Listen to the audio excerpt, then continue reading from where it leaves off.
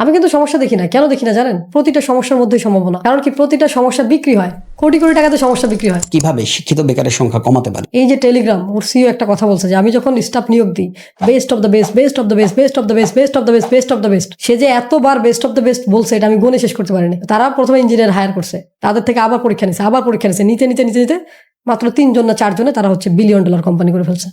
Because best of the best. আপনি 10 জন না, যদি কাজের লোক 1 জন হয়, আপনি আর সে 11 জনের কাজ করবেন। কোনোদিন দেখেছেন যে ঘাস লাগাইতে হয়, আগাছা নোংরা এগুলো লাগাইতে হয়? না। এগুলো কি হয়? অটো হয়।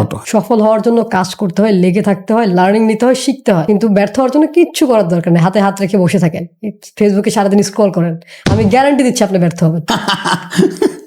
ব্যর্থ হওয়ার গ্যারান্টি। ব্যর্থ হওয়ার গ্যারান্টি। আমাদেরকে সেখানে ওই গরিব থাকতে হবে, গরিবদের হিসাব কম। আমি ওই সকল হুজুরের বিপক্ষে যারা এই কথাটা বলেন। রাসূল সাল্লাল্লাহু আলাইহি ওয়াসাল্লাম বলছেন নিশ্চয়ই নিচের হাতের থেকে উপরের হাত উত্তম। আমি কি আপনাকে সম্পদ ইনকাম করতে মানা করছি? নো। কোরআনে 32 বার জাকাতের কথা বলা আছে, তার মানে আপনাকে ধনী হতে হবে। আপনি ভাবছেন যে আমি উদ্যোক্তা মানে আমি মালিক। আপনি মালিক না, আপনি বড় কামলা। আপনি 8 ঘন্টার জায়গায় 24 ঘন্টা ডিউটি বেছে নিছেন। আগে আপনার শুক্র শনিবার ছুটি ছিল, এখন আপনার সেই ছুটিও নাই। চাকরি ছেড়ে লাভ দিয়ে বিজনেসে নেমে যান না। আরে ভাই উদ্যোক্তা হবো, আমার ভাই তো সিঙ্গারা বেচে কোটি টাকা করলো, আমি এবার সিঙ্গারার দোকান দিব। আপনি সিঙ্গারা নামক বাসটি খেয়ে ফেলবেন। যে কোনো জায়গায় কোকের বোতলে যদি পেপসিও রাখে, আপনি বলবেন আরে কিরে কোকের বোতলে পেপসি রাখছে কেন? ব্র্যান্ডিং এর ভাষা আছে, অ্যাপিয়ারেন্স আছে, সাউন্ডস আছে, ভিজুয়াল আছে, ঘ্রাণ আছে, কত কিছু। তাদের এই বোতল কোনোদিন চেঞ্জ করে না, দেখবেন সেম বোতল। ওই বোতলের আবার অ্যাডের শেষে দেখায় যেভাবে এইভাবে আসে।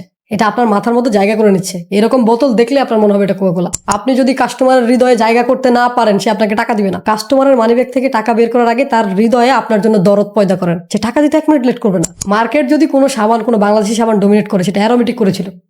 একটা ভুল মার্কেটিং এ পুরো ধ্বংস হয়ে গেছে। কি সেটা?